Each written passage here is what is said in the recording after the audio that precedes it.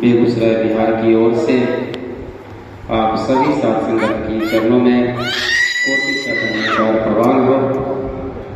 दास, आज बहुत सुंदर मौका है, ये सुंदर दिन है जो आपके दर्शन करने का सुअवसर प्राप्त हुआ है। दास लगभग 10 सालों से सोच रहा था कि आपके दर्शन कर पाऊँ, लेकिन आज ये सब मौका मिला कि आपसे दर्शन हो पाया, आपसे ये मिलवर्तन व्यवहार मिल पाया। तो दास यही चाहेगा, यही सदगुरु माता जी से कृपा चाहेगा कि आप सभी महात्माओं का दर्शन इसी तरह से मिलता रहे, इसी तरह से पाता रहे।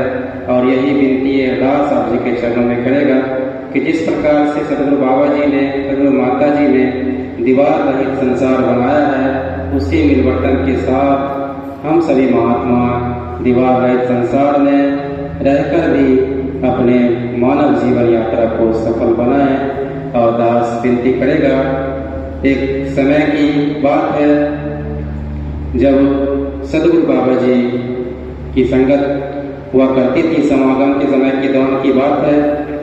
पुरातन महात्मा भी यहाँ बैठे हुए हैं, उनको भी याद हो गया इस बात की। एक प्रेमी साहब थे, वो 2 बच्चों के साथ संगत में आते हैं और हाथ में दुपट्टा था, प्रसाद भी था। वो महात्मा सदगुरु बाबा जी के सामने जाते हैं तो जिस तरह का रिएक्शन था, वो कहते हैं प्रेमी साहब दुपट्टा डालते हैं, हाथ में प्रसाद देते हैं बाबा जी को, और बाबा जी पूछते हैं क्या महात्मा जी कुछ हुआ क्या? तो प्रेमी साहब बोलते हैं बाबा जी आपकी कृपा से 3 बच्चे फेल कर गए। तो दास यही विनती अरदास आप जी के चरणों में करेगा कि जो भी करता है ये मालिक, ये निरंकार, ये परमात्मा अच्छे के लिए करता है।